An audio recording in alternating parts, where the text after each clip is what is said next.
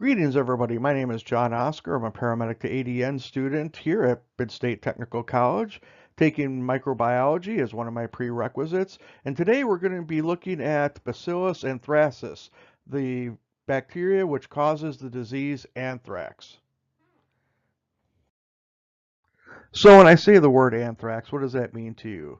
For some people, their mind is going to leap to bioterrorism. For some people who are more agricultural, they may start thinking about the disease that affects livestock. But I had a very different idea of what anthrax was growing up. I was in high school, 16 years old. This to me was Anthrax. Anthrax was one of my favorite bands. It was prominently featured on these things that we used to have called cassette tapes that we used to listen to music on. And for me, this was one of the bands I listened to when I was psyching up for games or get ready to get on the mat to wrestle. This was what I used to listen to. Well, Megan isn't teaching a class about Scott Ian and his group, so I guess we're going to have to get back down to the science of what we're supposed to be talking about now. Anthrax is the disease caused from a bacteria known as Bacillus anthracis. You can see the entire taxonomy of this bacteria here. The domain is Eubacteria, the kingdom is bacteria, the phylum is Firmicutes, the class is Bacilli, the order is Bacillus. The family is Bacillacea. Genus Bacillus and species Bacillus anthracis. Hopefully I got all that right. I can say any biblical name you want, but some of this stuff escapes me. Well, here's just a couple basic facts to wrap our mind around this little bugger here. B. anthracis is mesophilic, meaning it likes to exist around the same temperature that most mammals exist at. So it really loves to jump into us and multiply, divide, and conquer. It is also zoonotic, meaning it can be transmitted through other animals into humans. It produces very highly durable spores, and they are extremely highly durable. We have evidence of anthrax spores living in soil for decades and decades and decades. In fact, they have cases up in Russia right now where the permafrost is melted in many areas and the farmers go in, start digging up, and anthrax spores are released, and they actually get anthrax from doing that. And it's also been found that they can actually live in moist, warm soil. And that is a fairly new discovery, but they can thrive in nice black dirt. They are non-motile, meaning they sit there, lie in wait, and wait to be able to jump inside a person through one of their spores. And they are also very difficult to kill. Their spores can be boiled for up to 30 minutes to kill them outside of a lab. So if you have anthrax spores in the environment around you, it is going to be very hard to get rid of them. So now that we saw a couple of the basic things about B. anthracis, let's look at a couple of specific things about its lifestyle. First of all, its reproduction is asexual. It means it reproduces through binary fission. You can see that represented in the picture on the top of the slide there, where it has the little yellow cells that are dividing there and forming new B. anthracis cells. These will continue to divide like that. The thing with B. anthracis, though, is it's kind of a diva. It does not like to be uncomfortable at all. It wants to exist right around the temperature of your average mammal. So whenever anything changes, if the temperature gets too hot, too cold, gets out of that little Goldilocks zone there, it gets too acidic, too alkalytic, it's going to say, fine, I'm not playing anymore.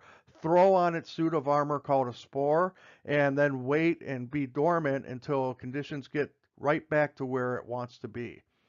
However, once inside of a mammal, once those conditions improve, the spores are going to get in there and they're going to be recognized as a foreign invader. They're going to be attacked by the immune system, and the lymphocytes are going to go in and try to phagocyze the spore. And when that happens, the bacteria, those diva little bacteria, sense all of that, and they immediately become active, and they rapidly start dividing until the cell lyses and spread more bacteria and more toxins out into the body. Anthrax the disease is a very fast progressing disease, and it's because of these little buggers, B. anthracis, being so aggressive in attacking the host that they are living in. So let's do a hypothetical situation for a moment here. Let's say you're working in the mailroom of the U.S. Capitol, September of 2001. You get a letter addressed to Tom DeLay. You open up the letter, and all of a sudden, all this white powder pours out onto your hands.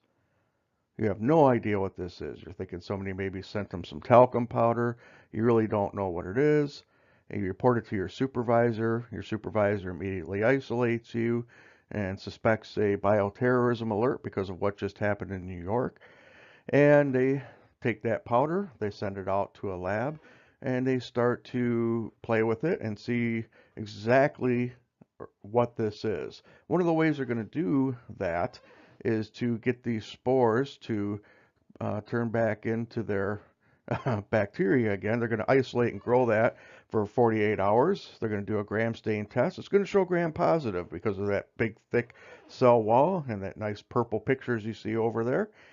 And then they're going to take you to the hospital. They're going to do several tests, chest x-rays to see if there's anything going on with your lungs. They're also going to probably decontaminate your hands to minimize any of the sores that are going to show up there. They're going to do a ELISA test to look for the antibodies that would be attributable to anthrax, and PCR tests are also available, so you should get those results within 2 hours.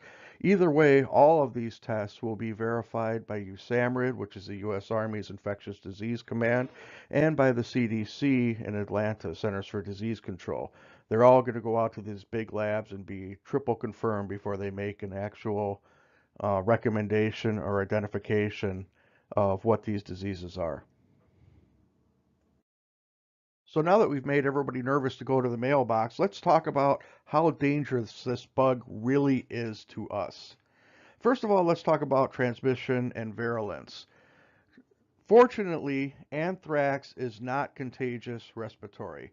That means if you're on a plane or sitting next to somebody on a subway or a bus and they're coughing and hacking and sneezing and everything, they are not going to be able to like cough spores onto you. So you don't have to really worry about that so much. There is a very slight risk of contact transmission, however. So if you were to rub up against somebody again on a subway or a bus or something walking past them, you do have a very slight risk of contact transmission with that, but probably not very big with that. There's a very low risk of GI infection, meaning that if you were to go and kiss your loved ones, your husband, your wife, your kids, family pets, whatever, you're probably not going to get it that way. You can, however, ingest spores of anthrax and get it that way, as you can see on the next slide there, the slide that shows all the skin lesions from that. The mortality rate with that is 20% with the skin and then 50% through the GI tract. However, that pales in comparison to actually inhaling an anthrax spore. With that, you have a very high mortality rate, over 80%. And it happens through the destruction of the small airways and alveoli and pleural effusions, which is fluid between the two layers of the pleura inside of your lungs. Essentially, you kind of drown to death. Not a very nice way to go. So before we get into the treatment of anthrax, the disease, let's talk a little bit about how to use B. anthracis as a bioterrorism weapon and some of the scary ways that it could be distributed. Before we get into the specifics of spreading anthrax, I just want to speak very quickly to some general principles regarding biological weapons. Uh, First of all, small disclaimer, nothing of what I'm going to share here is classified at all. This is stuff you can find on the internet, stuff you can read about in books, magazines, etc. So don't think I'm going to be breaking anything classified because I used to deal with this in the military. I'm not. Again, this is mostly public knowledge. Number one reason why biological weapons aren't used more often is that because of the delivery systems are very, very difficult. Most often, most military delivery systems are going to destroy the pathogen you're trying to spread. I put a picture of a bomb up there. How do you think your average virus or bacteria is going to survive in that kind of a atmosphere with a big flame going up? Probably not very well, since we use flame to sterilize our spreaders and things like that. So delivery system has always been a problem when it comes to biological weapons. The other thing that you have to consider is that there are a lot of unintended consequences. First of all, the pathogen never seems to remain where you wanted it to go. The winds can switch. The somebody could get away and infect a population that you didn't want to get infected. Thinking blowback on your own forces. There's just all kinds of variances that happen with biological weapons that make them very, very impractical to use in large scale war. This is why they're mostly a terrorist tool to do just that, just spread terror. They're not very effective in actually eliminating your target populations. They're more just about terrorizing people. They're also very illegal. By international law, we're not even supposed to possess them. Now, the United States, it's common knowledge again, the United States does have some small stockpiles of biological weapons that we use for testing and defense, but we do not have anything that is actually deployable as a weapon. So that's just a couple of facts I want to get out there about biological weapons, just to frame what I'm about to talk about with B. anthracis. Probably the first and easiest way to distribute anthrax is through a powdered form of some type. We see three different ways that you can distribute it here. The one that we're most familiar with is in the powder form in the mail that was seen at the Capitol building in September of 2001, right after the planes hit the buildings. Somebody else unleashed a terrorist attack against our government in that way, and also several news medias. Also, aerial distribution could be in the form of a crop duster, as shown in the picture there, or it could just be an unmanned aerial vehicle that has some powder in a bag underneath it with a release mechanism of some type that's flying over the top of a park or some event somewhere and just releases a bunch of powder into the air. Might not sicken a lot of people because of the payload versus liftability of that drone, but still, think about that. You can't even go to an outdoor concert anymore without having to worry about that. Or a large HVAC system. You go to a conference, go to a hotel, go somewhere where you're just on vacation somewhere. Somebody dumps some anthrax on the other side of the fans where there's no filters or no purification systems, and all of a sudden you have anthrax spores coming out of the various vents in the building. You probably wouldn't even see it. So these are just three of the ways that powders can be distributed as a bioterrorism attack. A second way anthrax can be spread is through a water system. You get outside the freshwater treatment plant, get to a water tower, dump a whole bunch of anthrax into that. That goes straight into your home without any filtration unless you have one in your house. Or how about the water system down at the local fountain where the kids play? Imagine all that containing anthrax getting aerosolized and splashed around and inhaled and everything. Or how about a student in a school who gets a bad grade and decides to take it out on everybody? Think about that next time you fill up your water. Food is another bioterrorism target. Imagine a terrorist walking through with a syringe, injecting watermelon or tomatoes, or taking a crop duster and just going over a farmer's field at night to contaminate the crops, or somehow contaminating a lake where a whole bunch of deer get to drink, and then some fat guy there shoots his deer last year, and now he's eating anthrax-laden venison. Since none of us cook our food to boiling for 30 minutes, those anthrax spores will survive most cooking. On the 17th of January 1991, President George H.W. Bush made a phone call to Iraqi dictator Saddam Hussein, indicating that Saddam's threats to use nerve gas and possibly biological agents against U.S. troops crouched at his border would be met with nuclear weapons. That is the U.S. response to any biological attack done on our mainland or our troops overseas. Since we don't really have and can't use, by law, chemical or biological weapons, the nuclear is all we have. So it's been a pretty good deterrent to keep bioterrorism away from our shores.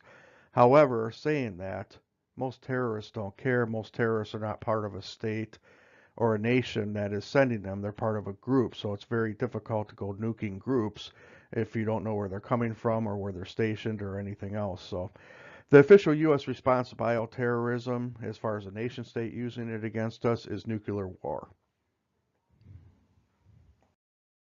So now that everybody's about to invest in a new filtration system for their AC and water filter for their home, let me tell you, anthrax is treatable.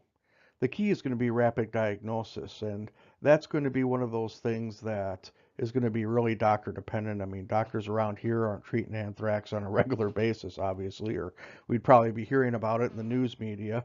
It's going to be one of those zebras that they so fondly like to see. I say that with a bit of sarcasm. However, when they do diagnose it, there are antibiotics that are pretty effective against anthrax. The strong gram-positive antibiotics like Cipro, penicillin, doxycycline are pretty effective in treating anthrax. Also, another key is going to be aggressive IV fluids. We're going to be fighting sepsis. When I said that these bacteria, once they lyse those lymphocytes, they pour out toxins also. That's going to put an immediate sepsis into the body. And so you're going to need aggressive IV fluids to fight that, to flush all that out of there. Vasopressors to keep the mean arterial pressure over 60 milligrams of mercury. And aggressive airway support, probably with a little bit of higher pressure settings, because they're going to be pushing through some fluid to oxygenate the lungs. So those are some of the treatments that you can have for anthrax. But again, rapid and early diagnosis is going to be key. So, in conclusion, B. anthracis is a very dangerous, very durable, and very hardy bacteria. It is something we need to be concerned about, but not really hiding under our beds over.